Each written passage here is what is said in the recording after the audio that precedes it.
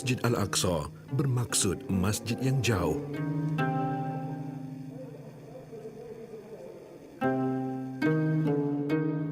Kawasan sekitarnya diberkati Allah. Solat di Masjid Al-Aqsa 500 kali lebih baik dari solat di tempat lain kecuali di Masjidil Haram dan Masjid Nabawi.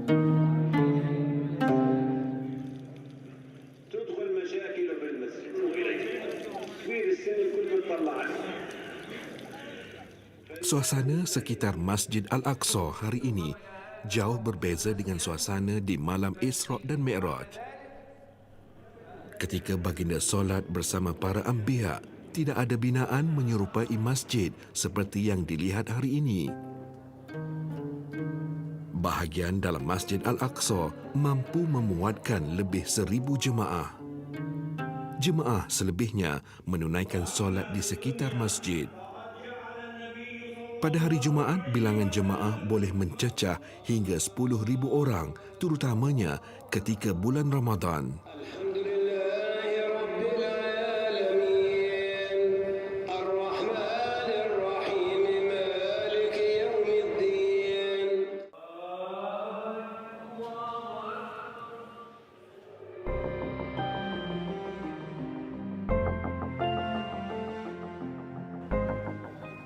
Binaan masjid hari ini berusia sekitar 1,300 tahun. Namun ia dianggap baru jika dibandingkan dengan usia Masjid Al-Aqsa yang asal.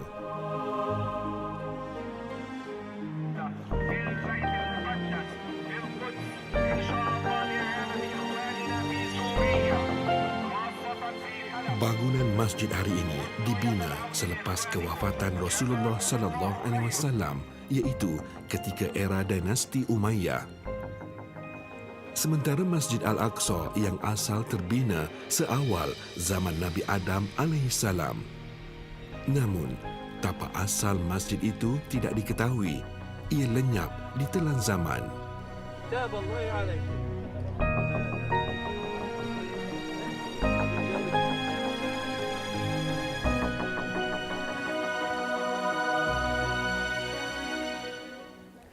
Masjid Al-Aqsa, masjid suci ketiga umat Islam. Hari ini umat Palestin bermandi darah mempertahankannya dari dirampas oleh Yahudi. Pada waktu yang sama, mereka juga menangkis kisah-kisah mistik yang mencemarkan minda umat Islam. Antaranya tiang jin.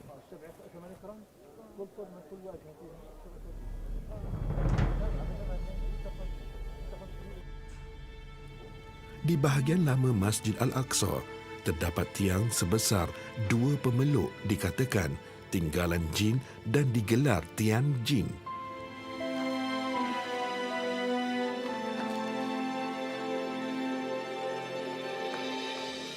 Pakar arkeologi Dr. Yusuf Natseh akan mendedahkan kisah sebenar.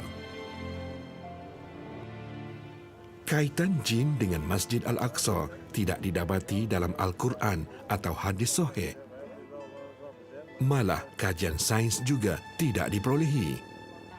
Tetapi kaitan antara makhluk jin dengan Nabi Sulaiman alaihissalam ada dinyatakan dalam Al-Quran. Perkuburan Yahudi di cerun bukit menghala ke arah Dome of the Rock dan Masjid Al-Aqsa. Ia dikatakan perkuburan elit kaum Yahudi.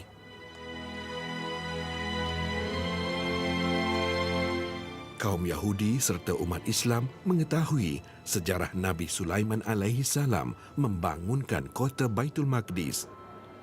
Namun, kedua-dua agama berbeza perspektif.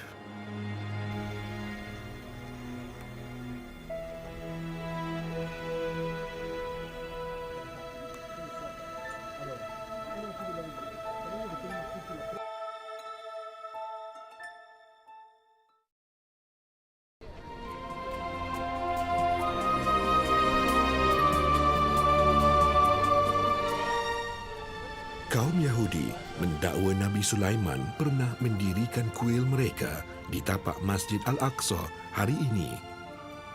Oleh itu, perkuburan mereka menghala ke arah kawasan Al-Aqsa dan Dome of the Rock.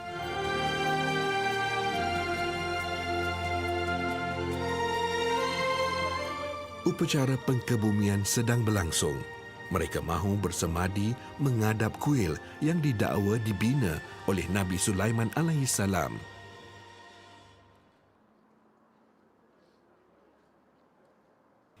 Mereka juga percaya akan dibangkitkan semula di kawasan perkuburan itu.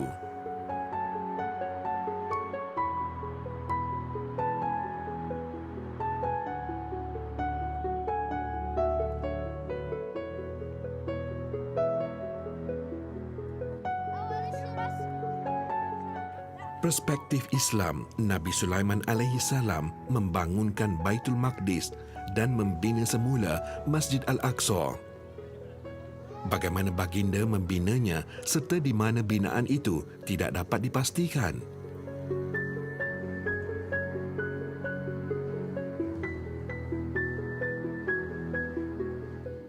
Namun, ada yang mendakwa tinggalan Nabi Sulaiman boleh dilihat pada tiang-tiang gergasi di bahagian lama Masjid Al-Aqsa.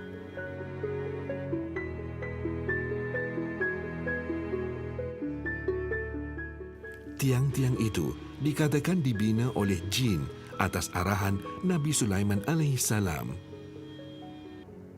Pakar arkeologi tempatan menjelaskan. هناك أقاويل لا أساس لها من الصحة من الناحية التاريخية أو الأثرية أو المعمارية. هذه الأقاويل تقول أن النبي سليمان عليه الصلاة والسلام قد بنى ما نشاهده اليوم من أركان في المسجد الأقصى المبارك، ونخص بالذكر الجامع القديم أو الأقصى القديم، أو ما أطلق عليه قريبا المصلى المرواني وما عرف سابقا بإسطبلات سليمان. هذه عبارة عن رواية لا أساس لها من الصحة، ولا يوجد عليها أي دليل مادي أن البناء الموجود اليوم يعود إلى فترة النبي سليمان. Kajian membuktikan binaan Masjid Al-Aqsa hari ini bermula dari era Saidina Umar Al-Khattab, kemudian diperbesarkan oleh Abdul Malik bin Marwan dari dinasti Umayyah. Seterusnya dibaik pulih pada era Abbasiyah dan pemerintah Islam yang lain hinggalah era Uthmaniyah.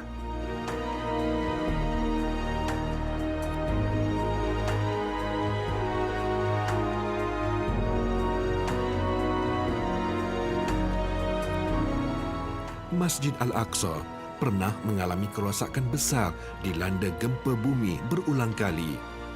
Ia juga diubah suai oleh tentera salib sebagai istana mereka. Berdasarkan fakta itu, bagaimana munculnya kisah tiang jin? ورغبة في رفع مكانة النبي سليمان، فإن بسطاء المسلمين ممن لا يعرفون بالأساليب المعمارية ولا بالطبقات الأثرية تكريما ورغبة وتأييدا كلما شاهدوا مبنى كبير أو عظيم كأكتاف عالية كانوا يقولون فيما بينهم الله أكبر. هذا ليس من عمل الإنسان، إنه من عمل الجان، ومن سخر الله له الجان فهو سليمان. فإذا هذا من البناء السليماني والله أعلم. فذهبت هذه المقولة لتطلق على كل مبنى عظيم، مبنى كبير بذل فيه مجهودا كبيرا، شاء الناس أن يرفعوا من قيمته فنسبوه إلى الجن، وأقرب ما يكون إلى الجن فهو سليمان. Merujuk jawapan Dr. Yusuf, batasan ilmu dan semangat memuliakan Nabi Sulaiman alaihissalam punca tercetusnya kisah tiang jin. Namun, Tiada amalan khurafat seperti menyembah atau memuja tiang-tiang tersebut dilakukan.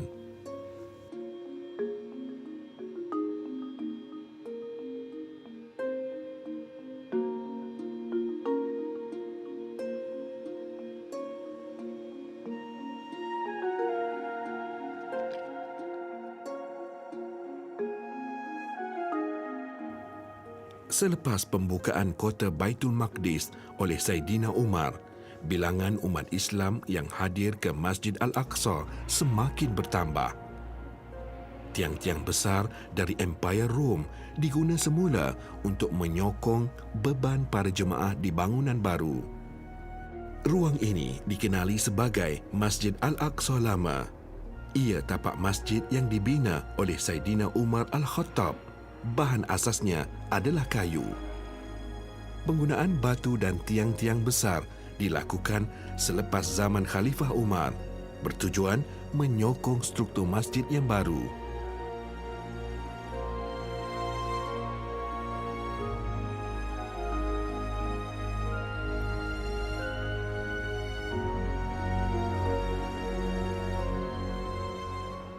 Generasi Islam hari ini lebih terdedah pada banyak sumber ilmu. Justru, kisah tiang jin tidak dihadam begitu saja. Malah, kehadiran umat Islam ke Al-Aqsa bukan untuk melihat kehebatan tiang jin. Sebaliknya, bagi mendapat fadilat dan keberkatan Masjid Suci ketiga umat Islam.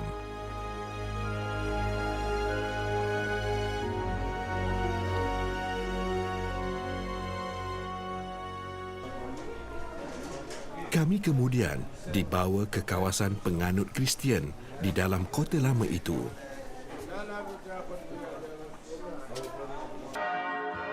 Gema loceng gereja Holy Sepulchre melenyapkan suara para pelawat yang hadir dari pelbagai pelosok dunia.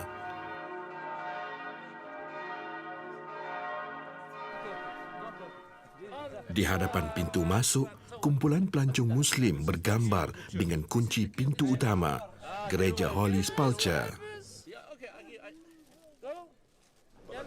And since the time of Sayyidina Umar ibn Khattab radiallahu anhu arda, the key of the church is held and kept by a Muslim family. The family is called Judah family. He is the one nowadays the successor after his parents and grandparents, so he still have the key. So you know that this church is the Holy Sepulchre Church, and this church have 6 different denominations: Greek Orthodox, Catholic, Armenian, Syrian, Ethiopian, and Coptic. We get the key since Salahuddin al-Ayyubi since 1187, and Salahuddin, they give our family the keys to protect the church in the in the future. And since Salahuddin al-Ayyubi until now, you can see the church. Nobody touch the church or make something bad for the church. The keys is going from father to son. I get the key from my father, and I am the man. In this time, I am the man of the key. Okay. In the future, it will be one of my sons. Subhanallah.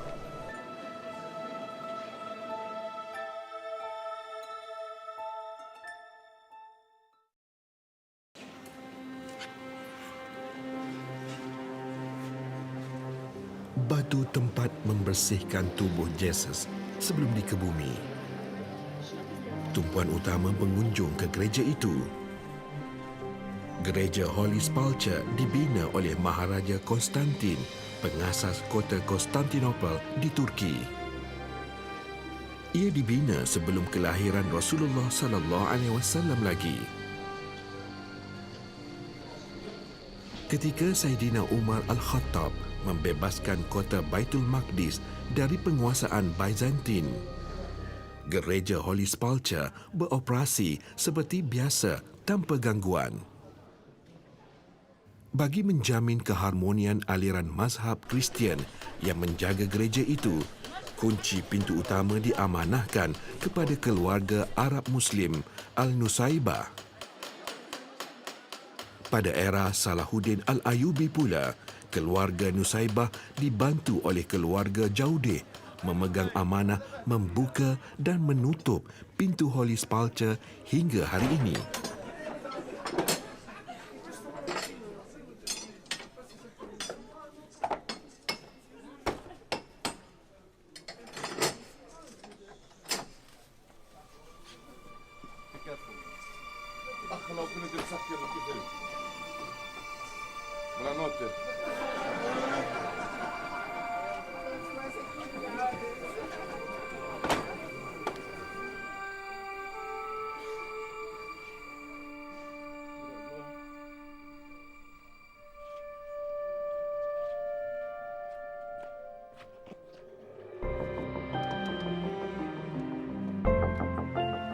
Damascus Gate atau Pintu Damaskus adalah pintu utama menuju kawasan Islam dalam kota lama Baitul Maqdis. Hari ini, ia digelar oleh penduduk Arab sebagai Pintu Syuhada. Ramai pemuda dan pemudi Palestin terbunuh ditembak tentera Israel di hadapan pintu itu.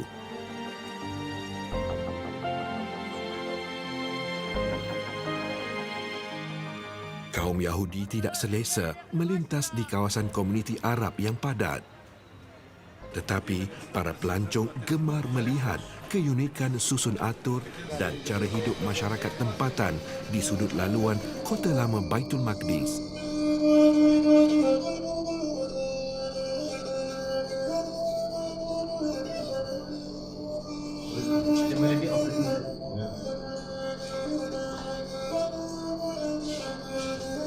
What you call it? Rababa, the sound of the desert, a horse tail and a goat skin. The sound that you hear, it's the wind in the desert. Story about life, about wisdom. I can feel it. So he goes on for 30 minutes. While everybody is listening, they should understand what is he trying to say.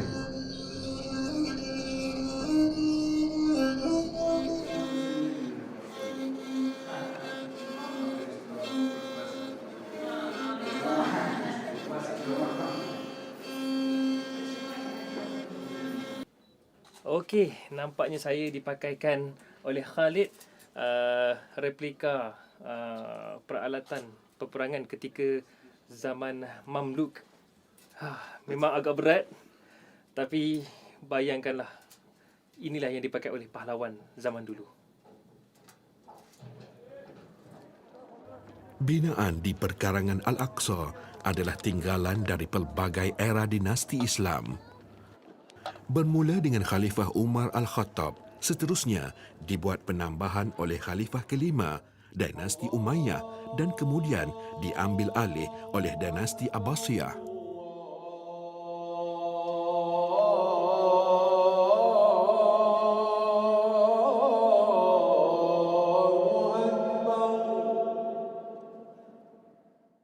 Bangunan masjid sedia ada hari ini diasaskan oleh Khalifah kelima dinasti Umayyah, Abdul Malik bin Marwan. Ia didirikan di atas tapak masjid lama era Saidina Umar Al-Khattab.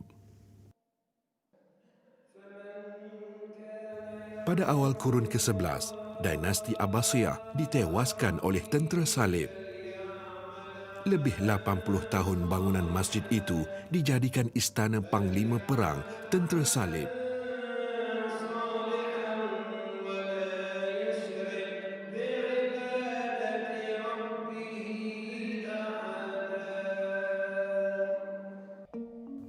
Pada kurun ke-12, Salahuddin Al-Ayyubi membebaskan Baitul Maqdis dan sekali lagi Masjid Al-Aqsa dibaik pulih. Seterusnya, era Mamluk mengambil alih. Mereka membina bangunan yang signifikan dengan dinasti Mamluk. Empayar Uthmaniyah memberikan sentuhan terakhir di sekitar Al-Aqsa sebelum diletak di bawah bidang kuasa kerajaan Jordan hari ini.